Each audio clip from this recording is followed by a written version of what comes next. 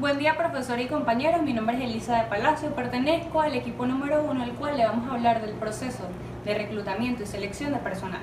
Como sabemos, toda organización, sea grande o pequeña, sin importar la actividad económica que desempeñe o su naturaleza, depende de una óptima gestión de los recursos humanos. Por lo tanto, yo le voy a hablar de las funciones principales que la administración de recursos humanos desempeña en una organización, ya que ella no solo se encarga de la parte macro de la empresa, sino también de la selección, de la contratación del personal y su jerarquía a futuro, su estímulo. Este tema lo desarrollé en 7 funciones principales. La primera función es la función de empleo. Esta se encarga de proveer a la empresa persona óptima para la vacante necesaria. No solo busca cantidad, sino también calidad y cumple con los siguientes aspectos: reclutamiento, selección, contratación, inducción y vencimiento de contrato o despido. La segunda función es la función administrativa. Esta se encarga de ese feedback entre el empleado y el empleador, en que la administración le provee al empleado la formalización de contratos, trámite de nóminas y seguros, control de asistencia, calificación por mérito y sus deberes y derechos. Entre estos entran las vacaciones, días libres, permisos u otros. La tercera función es la función de desarrollo y dirección. Este es un ganar-ganar, no tanto la empresa se beneficia del empleado, sino que el empleado también se siente bien con la empresa, se siente motivado porque éste le proporciona conocimiento por medio de cursos u otros, está pendiente del clima laboral y no solo busca eficacia, sino eficiencia. La cuarta es la función de relaciones laborales. Aquí entra lo que llamamos el sindicato. Como sabemos, siempre puede haber descontento por parte de los empleados y este sindicato se encarga de hacerle saber a la administración de recursos humanos cuáles son estos descontentos y trata de hacer tratos o un equilibrio para poder solventar este tipo de situaciones en el clima laboral. Por quinto, tenemos las funciones de servicio social. Estas están dentro de la organización y cumplen los aspectos de residencia, comedor, seguro de jubilación, entre otros. La sexta función es la función de retribución. Esta está aparte de la nómina. Esta vienen siendo como bonus e incentivos por el trabajo del empleado. En algunas compañías como la empresa Polar, como la empresa Ceravica, le dan a sus empleados un bulto de harina, pan o cierta cantidad de pollo. Y esto lo hacen por el desempeño del mismo. Está fuera de la nómina, vienen siendo bonus, repito. Y por último tenemos la función de seguridad y higiene. Esta se encarga del buen desarrollo y tener lugar laboral en óptimas condiciones para evitar futuras lesiones o accidentes. A grandes rasgos, estas son las 7 funciones principales de la Administración de Recursos Humanos. Gracias. Muy buenos días, profesor, muy buenos días, compañeros que están viendo este video el día de hoy. Mi nombre es Ángeles Gasper y continuando con el tema, entramos en la capacitación del personal. Este término de capacitación de personal es propio de recursos humanos debido a la relación que estos tienen con el manejo del personal.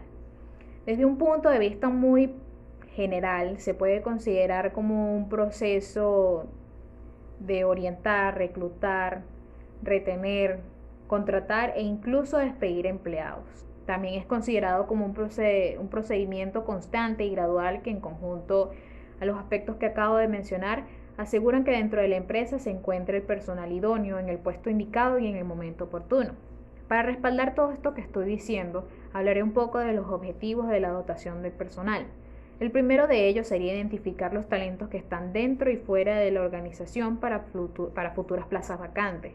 Luego tenemos el garantizar la selección de los candidatos que mejor se adecúen al puesto de trabajo a cubrir.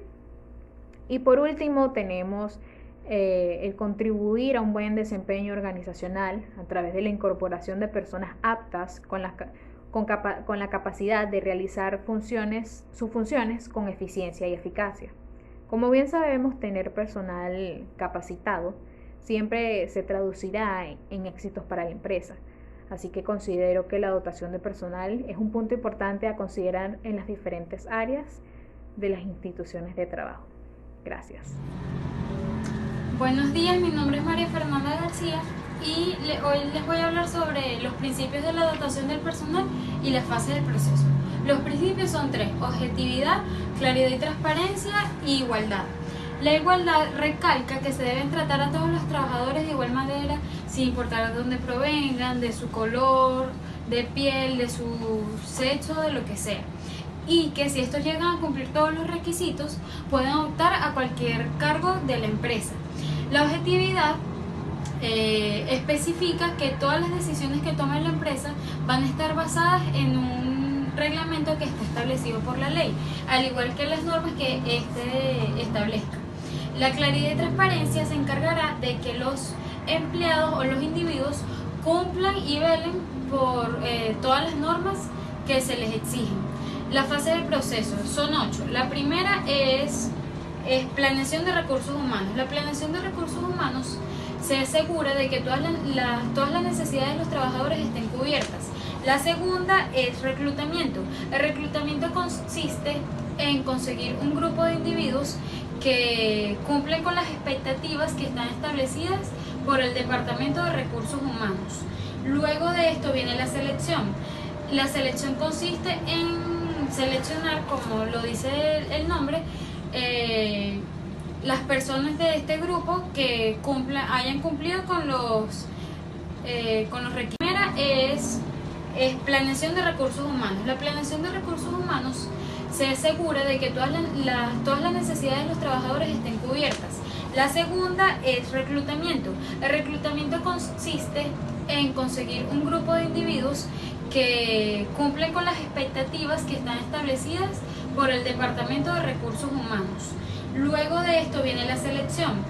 La selección consiste en seleccionar, como lo dice el nombre, las personas de este grupo que hayan cumplido con los requisitos. Luego de esto viene la inducción y orientación. Esta se trata de ayudar a los recién llegados a la empresa a que se adapten de la mejor manera posible. Luego viene el adiestramiento y desarrollo. Esto se trata de motivar al 100% al trabajador para que dé su máximo potencial y de esta manera pueda cumplir con las exigencias de su puesto de trabajo. La 6 es evaluación del desempeño. Esto consiste en una comparación entre cómo se están desempeñando, cómo está desempeñando su trabajo el individuo y entre las expectativas que se tiene para su puesto de trabajo. Luego vienen las transferencias. Esto consiste en mover el individuo de un puesto de trabajo a otro o de una planta a otro. Y por último están las separaciones o separación. Esto trata las jubilaciones, los despidos, las suspensiones y las renuncias. Muchas gracias. Buenos días, mi nombre es Andrés Mesías y yo les vengo a hablar sobre la selección de personal. En los recursos humanos, la selección es el proceso de escoger a los aspirantes más adecuados para cada uno de los puestos que conforman una empresa. Esto se hace con el objetivo de mantener o aumentar la eficacia y la productividad de la misma. Siguiendo este sentido, existen varios pasos para la selección de personal. El primer paso es la selección preliminar de solicitudes.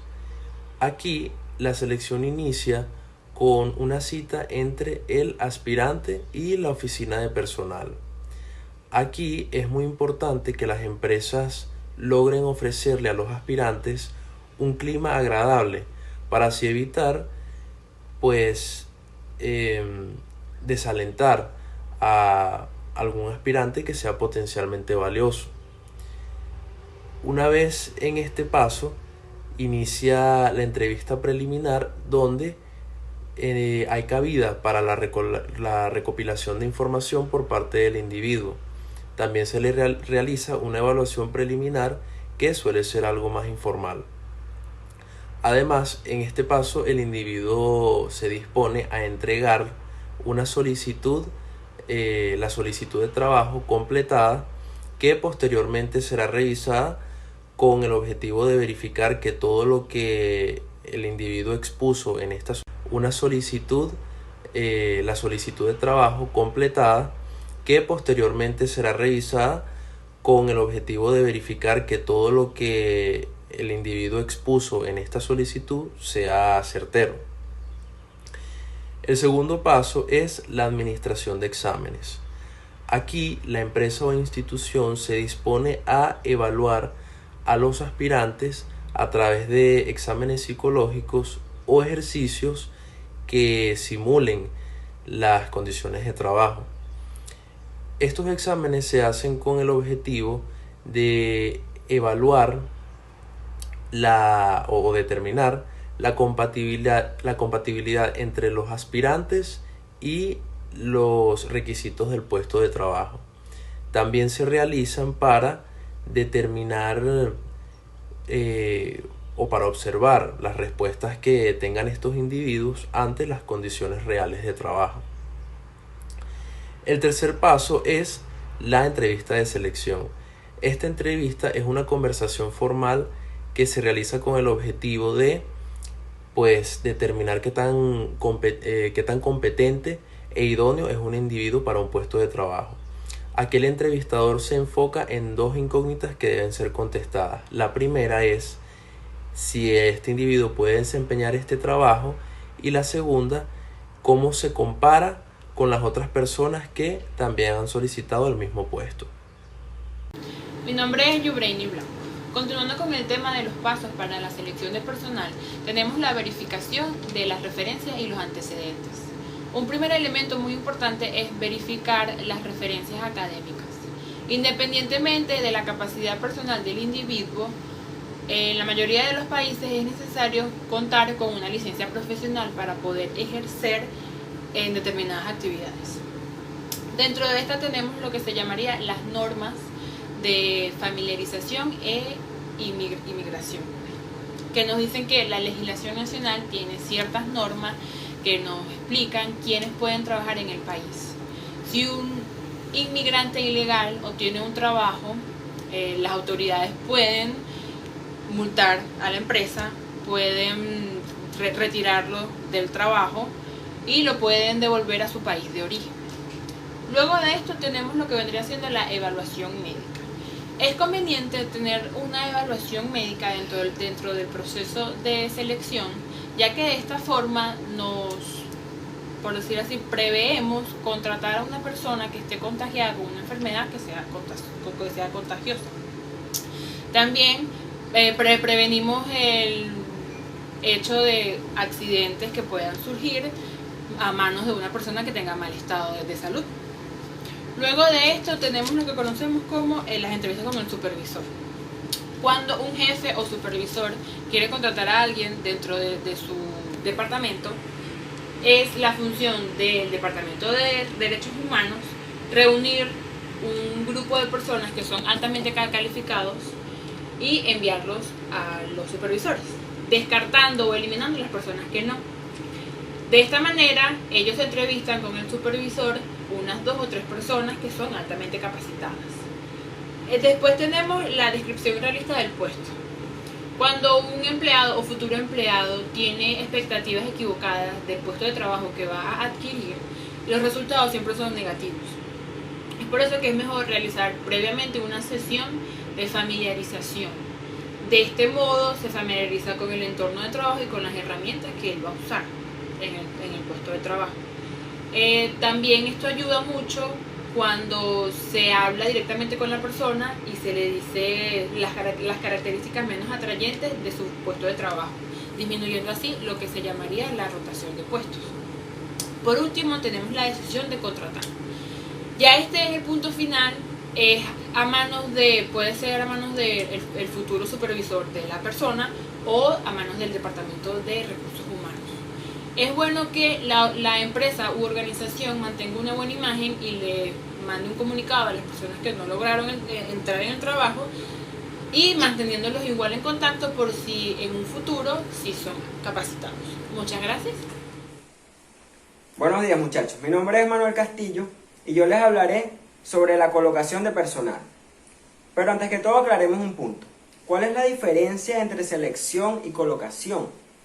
Pues la diferencia es que la selección se basa en encontrar entre cientos de personas a las ideales para cubrir ciertos puestos de trabajo.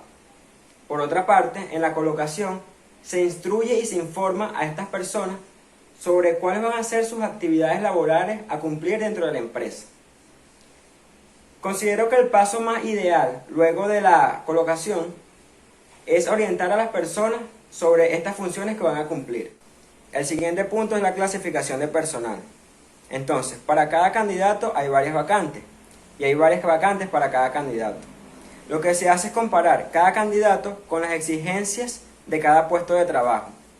Luego hay dos opciones. La primera, que el candidato sea aprobado e ingresado en la empresa, o la segunda, que el candidato sea rechazado.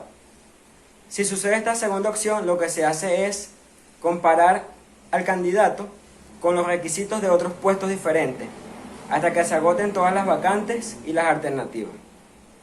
Es por esto que se llama clasificación. Para cada puesto de trabajo hay varios candidatos que se lo disputan, pero solo uno de ellos será capaz de ocuparlo. Para finalizar, les hablaré sobre el formato de solicitud de empleo. Este es un documento el cual contiene información tanto personal como académica y laboral de los aspirantes a un cargo en la empresa. Hay varios factores que debemos considerar sobre este documento. Por ejemplo, debe ser diseñado de acuerdo a las necesidades de selección de cada empresa, ya que cada una de ellas es diferente. Deben existir varios formatos, porque por ejemplo no tiene sentido que sea el mismo formato para el personal obrero que para el personal administrativo. El lenguaje usado debe ser conciso y sencillo. Se debe ser breve y evitar palabras ofensivas. Es buena idea que el candidato rellene el formulario de manera manual, ya que de esta forma observamos su caligrafía y su ortografía. El formulario debe tener el nombre de la empresa y el logotipo en su encabezado.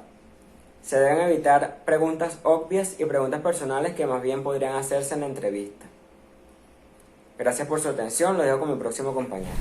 Buenos días, mi nombre es Joandy Silva y siguiendo con el tema de mi compañero, yo les vengo a hablar sobre el reclutamiento, el proceso de reclutamiento, los tipos de reclutamiento. Para comenzar, ¿qué es el reclutamiento? El reclutamiento es un proceso que aplican las empresas ya existentes en el cual contratan nuevo personal para ocupar un nuevo puesto de trabajo. ¿Cómo es esto? Este proceso está dentro de la planeación estratégica de la empresa y aparte es de suma importancia, ya que tener un personal o un núcleo humano fuerte es muchísimo más importante, porque así puedes desenvolverte en este mercado que cada vez se vuelve más exigente. Ahora siguiendo viene el proceso de reclutamiento. ¿Qué es el proceso de reclutamiento? Este proceso varía dependiendo de la organización y depende totalmente de una decisión de línea. ¿Cómo así? Ya que el reclutamiento es función del staff, este proceso se oficializa mediante una solicitud de personal, la cual es llenada por la persona que quiere la vacante y se le entrega al personal de recursos humanos. Cuando el personal de recursos humanos tiene dicha solicitud, revisan los archivos si hay una solicitud, si hay una vacante para este puesto, y si no, o si hay una vacante o si hay personas aptas para ocuparlo, y si no, debe reclutarlos mediante un proceso o mediante un tipo de reclutamiento, los cuales podrían ser el reclutamiento interno. Este es realizado cuando se presenta dicha vacante y la empresa decide solucionarlo haciendo una reubicación de su personal. ¿Cómo es esto? Pueden ser ascendidos, transferidos o transferidos con una promoción. ¿Cómo es esto? Puede implicar transferencia de personal, ascensos de personal, transferencias con ascenso de personal y planes de profesionalización, una carrera hacia el personal. Por consiguiente, tenemos el reclutamiento externo. Esto sucede cuando la empresa intenta llenar dicha vacante con personas exteriores, valga la redundancia, atraídas por técnicas de reclutamiento. ¿Cómo así? Estas personas pueden ser personas de otras organizaciones, personas aptas o no aptas. ¿Cuáles son las técnicas de reclutamiento principales? Archivos ya guardados que llegaron o se presentaron espontáneamente, presentaciones de candidatos, carteles o avisos en la puerta de la empresa, contacto con universidades, agremiaciones públicas, agremiaciones estudiantiles, directorios académicos, conferencias o charlas, contacto con otras empresas en las cuales se tiene como una especie de acuerdo para la cooperación mutua, avisos en diarios o revistas, agencias de reclutamiento. Por consiguiente, tenemos el reclutamiento mixto. Esto sucede ya que uno no puede estar sin el otro, por así decirlo, dependen entre sí, ya que no puedes realizar un reclutamiento interno sin tener un reclutamiento externo. Esto puede ser adoptado de tres maneras. En una administración inicialmente de un reclutamiento externo seguido de un reclutamiento interno, o un reclutamiento interno seguido de un externo, o ambas de manera simultánea. Muchas gracias. Ok, mi nombre es Pedro González. Ahora continuamos con las muestras predictoras de comportamiento. Las muestras predictoras son pruebas o elementos de información que se utilizan en los departamentos de recursos humanos, que predicen si un candidato cumpliera con las expectativas de la organización. Pero ¿cómo se puede predecir el desempeño de un candidato? Primero se debe evaluar qué tipo de predictor sería más eficaz para el puesto de trabajo y luego presentar situaciones parecidas al candidato en la cual debe afrontar en el puesto de trabajo. Pero para esto tenemos diferentes tipos de predictores o pruebas, las cuales se dividen en la hoja de vida, las pruebas de la entrevista y la muestra de trabajo. La hoja de vida es un documento en el cual se presentan los antecedentes personales y laborales del candidato. La mayoría de las empresas requieren que sus aspirantes presenten una solicitud de empleo, en la cual se obtiene la información como su lugar de residencia, lugar y fecha de nacimiento, experiencias laborales o de estudio u otros logros. Ahora, muy bien, las pruebas. Las pruebas son tareas diseñadas para diferenciar las muestras de rasgo o comportamiento entre los candidatos. Estas tareas pueden ser verbales, escritas, numéricas o de manipulación de algo. Y estas pruebas pueden ser de inteligencia, de psicológicas, de desempeño. Y tenemos ahora la entrevista. La entrevista es la técnica más utilizada y es básicamente la comunicación entre dos o más personas, en la cual sirve mucho para evaluar algunas características como la expresión verbal y la presencia física del candidato. Y por último tenemos la muestra de trabajo. Esta es una contratación temporal del candidato en la cual se verifica si realmente este cumple con las expectativas de la organización. Pero, ¿qué tan válidos son estos predictores? Cada organización debe establecer cuál proceso de selección del personal es más eficaz o obtiene mejores resultados.